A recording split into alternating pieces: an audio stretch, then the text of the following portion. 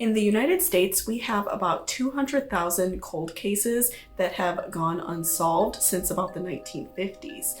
Around 6,000 cold cases are added to that list every single year. And today's case takes place in Illinois, where there are around 30,000 cold cases that have been unsolved for many years. And that makes it one of the highest ranking states by amount of cold cases that they have. Luckily, with the rise in true crime media, a lot of these cases are getting solved every day. We are getting a lot more people that are interested in it. A lot of detectives retire and they continue to work on these cases, as well as current police and current detectives. So luckily, a lot of these cases are getting solved, but there still are so many that have no leads and really nowhere else to look. Hi friends, so today we are going to be talking about the Dardeen family case. This case took place in late 1980s in Ina, Illinois, which is in like the southern part of the state, way far away from Chicago, way down in the south. So this case has been unsolved. It completely baffles detectives. They really don't know where else to turn. And so I thought we could take a look into it because they do have some interesting leads on this case, but unfortunately they've never gone anywhere. And of course, as always, I'll leave any applicable links or phone numbers in the description box down below if you have any information about this case, or you yourself or a friend or family member need any help with mental health or any other dire situation you may be in. On November 18, 1987, the local police arrived at Elaine and Keith Dardeen's mobile home in Ina, Illinois. And the police were notified through Keith's boss and his father because Keith did not show up for work at the local plant that he worked at like a factory. And that was not common for him. He was not the type of person to do like a no-call, no-show. So his boss, of course, looked into his file and saw like who would be next in line to contact, and they couldn't get a hold of Elaine or like their house number. Of course, at this time, cell phones weren't really a thing yet, so you only had landlines to call. So his boss, Keith's boss, contacted Keith's father, Don, and Don agreed with the police that he would drive down. He was a bit of a distance away to come and unlock their mobile home because he had an extra key, and allow police to come in and search the premises because they were knocking on the door, nobody was answering, and they really couldn't see into the windows of the home. And they were, of course, very worried about Keith and Elaine and their son, Peter. And what police found was extremely disturbing and really quite sad. Police walked in and found Peter and his mother Elaine bound and gagged with duct tape on their bed. And they had been beaten so severely that they both passed away. And Elaine was pregnant. They were going to have a daughter named Casey. She was really far along in the pregnancy.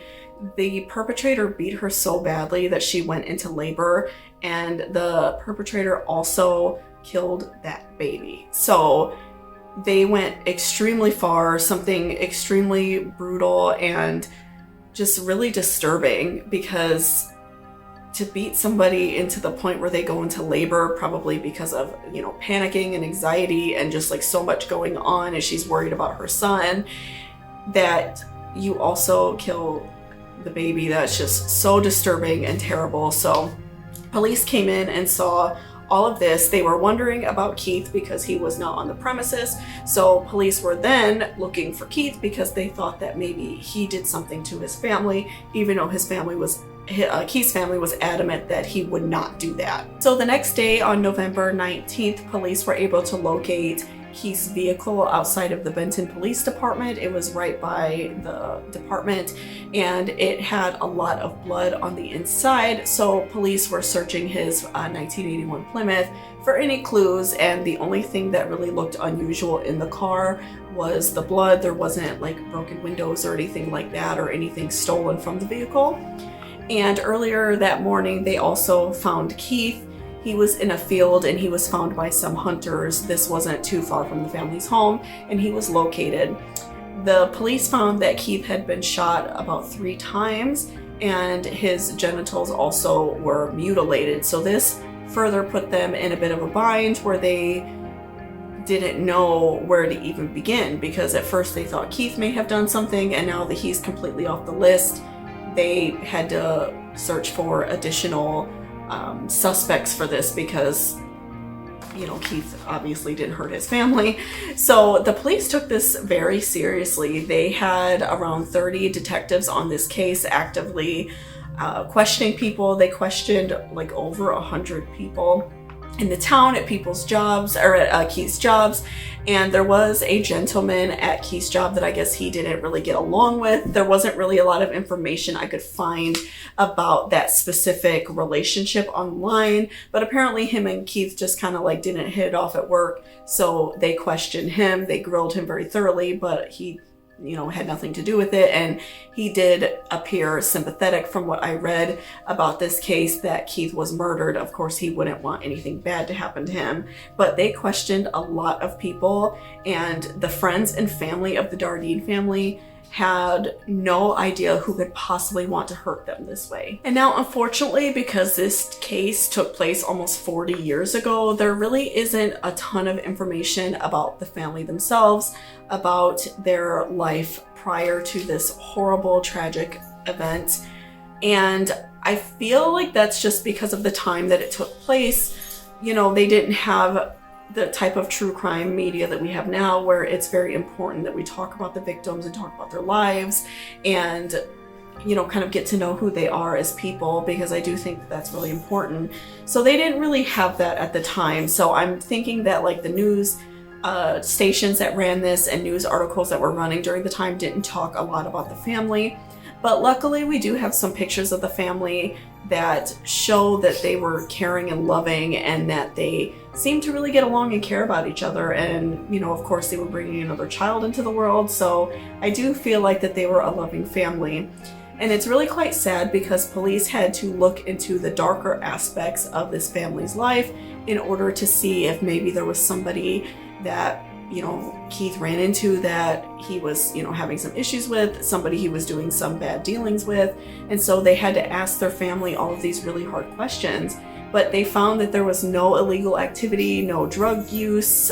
They did find a small bag of marijuana in the home, but they believe that that was dropped by the perpetrator, because it didn't have any ties to the family whatsoever, and it was very out of place where it was found. Like it was kind of like on the floor, like it was just dropped. It wasn't like in a drawer tucked away or anything. So it is believed that the family ran across somebody by accident, or it was someone that they possibly knew.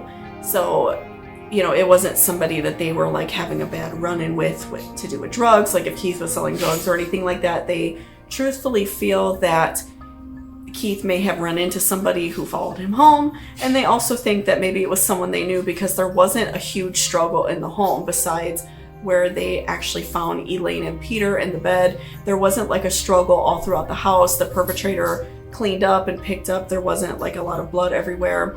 And so they feel like it could have potentially been someone the family knew that they would have let in without a problem. But police and the media handled this case horribly.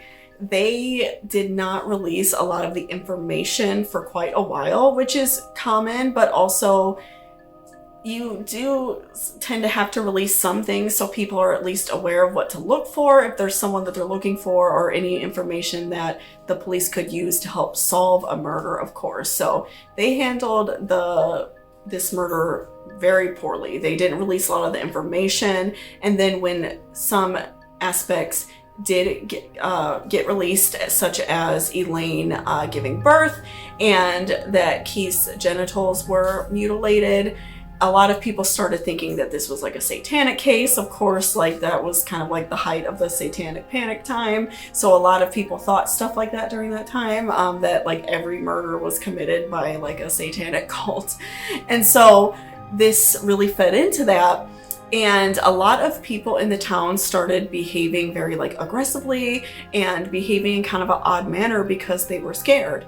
So a lot of people were putting gun racks where they were like very visible in their cars, like up on the back windshields, and they would have like guns sitting on their seat and things like that. So if they were like going to a store, someone could see they were armed. And so the town felt very aggressive. Like, a lot of people felt a lot of tension. Even police officers were noted saying in newspapers that right now, if there was another murder, if there was something that went on, people would be too afraid to ask their neighbors for help, that they would risk just like hitchhiking to the next town or hitchhiking on the local expressways and highways to get help rather than talk to someone in their town. And it is quite curious as what was going on during this time, because there were a lot of murders that took place prior to this. There were around 10 murders that took place in around 2 to 3 years prior to the Dardeen murders. So there was something going on in this town, and it wasn't like a really big town or anything. So a lot of people felt very scared that someone in their midst was doing something horrible.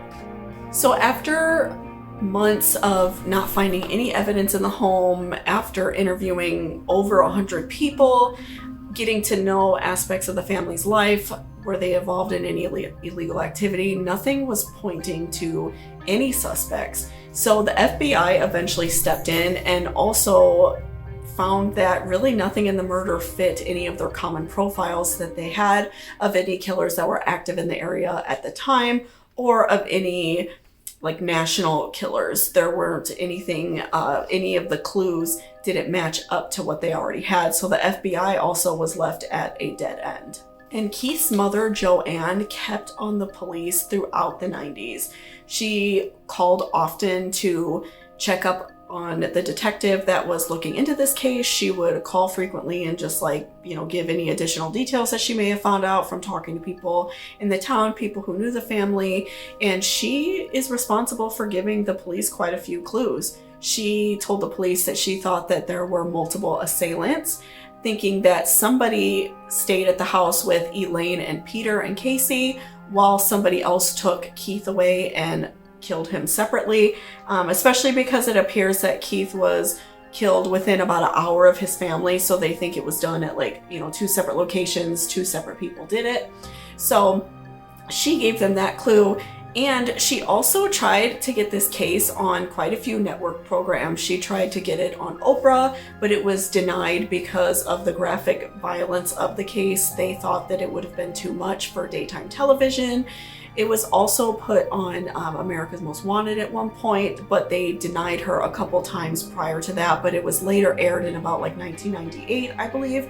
So she really kept on the police, and she kept pushing her son's murder. She would, make flyers and talk at public events about her son and her family's murder, because this really hurt her. This was so hard for her to grasp, that her son and his wife and her grandchildren were murdered. An unborn baby was murdered. So she is a big part of why this case is still a big deal and why people still actively talk about it frequently. This is a case that I see often brought up in true crime forums, and I hear brought up frequently as a very big cold case. So it's because of Joanne that this has been carried on for so long. So I'm really happy to hear that she was able to continue this fight for so long, because that's the only way things get solved. Because after a certain point, police do unfortunately have to sometimes drop cases and move on to something else, because crime doesn't stop and things continually happen. So unfortunately, if there are no leads and there's nothing going on with the case, that they're just kind of at a dead end, eventually they do take less and less time on it. So luckily, the family had his mother to continually push the police on this case. And one interesting theory that to me could make sense once we talk about our 2 main suspects that have been involved in this case was Joanne believed that somebody may have tried to force Keith to sell drugs. Whether that was they came to the wrong home on accident, maybe they meant to go to a different mobile home, or they were just in the wrong place altogether and thought Keith was supposed to be someone else, or they just spotted him and were forcing him to do their dirty work, which does happen. So she believes that Keith was forced or attempted to force him to sell drugs, and he fought back. That's why they killed him. So that was a really interesting thing that Joanne brought up, and that was an interesting lead that they did go on for quite a while, and that's still something that some of the investigators in this case do believe, and what some people do believe happened, that Keith maybe ran across the wrong person at the wrong time, or somebody stopped and knocked on their door and it was, he was just the wrong person, and unfortunately they, were killed because they were in the wrong place at the wrong time in the wrong home, unfortunately. So that, and then along with the idea that this could have been potentially somebody that they know, are like kind of the two biggest ideas that have been brought up many times over the years since this has happened. So the first person of interest that the police took seriously was a serial killer named Angel Maturino Resendez, and he was a Mexican serial killer from Texas who became known as a railroad killer. He hopped trains all throughout America and through Mexico, committing as many as 23 murders throughout the 90s.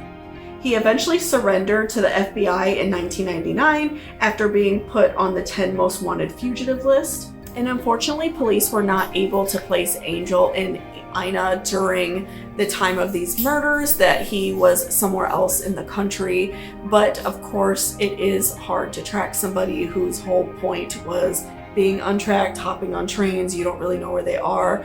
But they do think that it was most likely that he was not at this location during the time, but quite a few of his murders do match similarly to this situation, so that's why he was taken seriously at first. But the next killer that was taken into serious belief, it was very much believed that this person did commit this murder, was Tommy Lee Sells. Tommy Lynn Sells was a serial killer who was caught in the early 2000s after attempting to murder two girls in Del Rio, Texas. One of the girls survived and was able to identify Tommy, and he was sentenced to death for that murder, as well as another murder that took place in San Antonio. While Tommy was waiting for trial, he began confessing to other murders that he claimed he committed while drifting throughout the country, hopping on trains as well. One of these murders was, of course, the Dardeen family, and he claims he did the crime but does not remember the details as a coping mechanism from the sexual abuse he endured as a child. So Tommy's story has changed quite a few times throughout his claiming that he did these murders. Tommy at first claimed that he met Keith at a pool. He then later claimed that he met Keith at a gas station and that Keith invited him home for dinner, a complete stranger, and that while the family was eating, Keith and Elaine were attempting to have a threesome with Tommy, that they were suggesting it and they were like begging him not to leave, and that they wanted to do this whole threesome thing with him, and that he became angry. He took Keith and killed him separately, and then he came back to the home and killed Elaine, Peter, and Casey, and then stayed and cleaned up the mess. And Keith's family, as well as friends and other family members of Elaine and people that they knew, all said that Keith would not allow a stranger into their home. So that was quickly turned over, but it was very challenging because Tommy did know quite a few details that weren't released to the public about things that were found in the home, like the marijuana and things like that. And the second story that Tommy gave, like way later on down the line, that he was familiar with this area. He was all over the country, kind of drifting. He's also potentially responsible for quite a bit of crimes and murders that have gone unsolved, unfortunately, because he was a drifter and he claimed he committed a lot of these murders.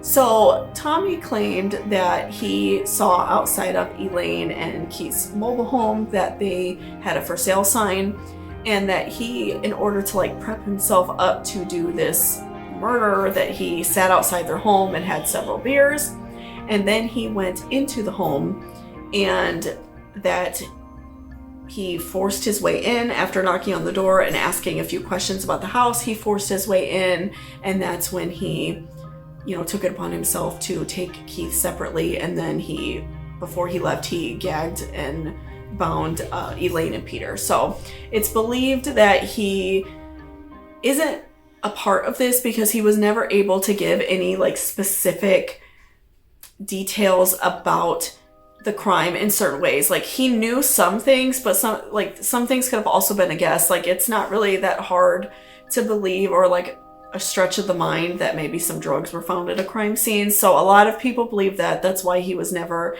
directly charged for this murder, because it's not that hard to say, oh yeah, some marijuana was found. So unfortunately, because Tommy did make a lot of guesses, he did know some details about the case, but they were also things that he could have potentially guessed, as well as was Keith shot inside of the car or out. He said no at first, and then he said yes, so he was just kind of guessing. So that's why police eventually just dropped Tommy from the case, although there are some investigators who still believe that Tommy did commit these murders. And Tommy was executed in 2014, and despite all of the things he said about this crime, of course, he was never charged. And I feel so bad. From the time that Joanne was talking with the police frequently throughout the 90s and trying to get this case to be run on television and actively letting the community around her know what happened to her family, Tommy frequently tried to reach out to Joanne through interviews and through articles, saying that I know she wants to talk to me, and I want to be able for her to hear that I'm sorry and things like that, just kind of taunting Joanne. And although the two never talked, I really feel that Joanne shouldn't have had to go through that. I feel so sorry for her that she had to deal with Tommy just kind of making a joke of this, especially because it is, he was never charged for it. It was believed that he didn't do it. So I do feel bad that she had to be taunted by somebody who clearly just enjoyed making people suffer, because he was charged with other murders, so he did hurt other people, and some people just enjoy seeing others suffer. And ultimately, Joanne came to the conclusion that she doesn't feel that Tommy was the one that killed her family.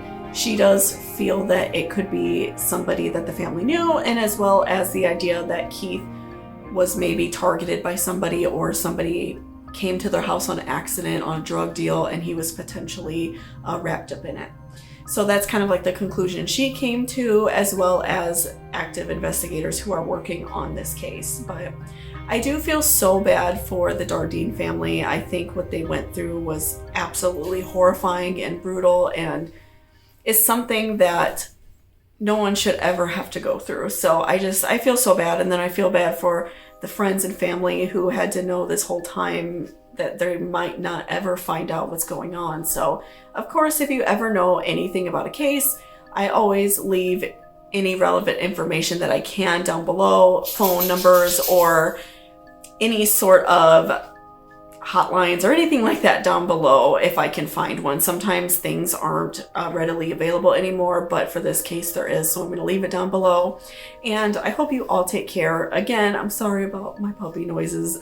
Our basement and our floor is kind of and our upper floor is connected, so you could hear everything from our basement. And she's down there chilling on the couch, but she's making some noise, so I apologize about that. And she's not really even a puppy, she's 1.5 years old, but she's crazy. So I apologize about that, guys. But otherwise, I hope you all have a great day and take care and be safe out there. Bye-bye.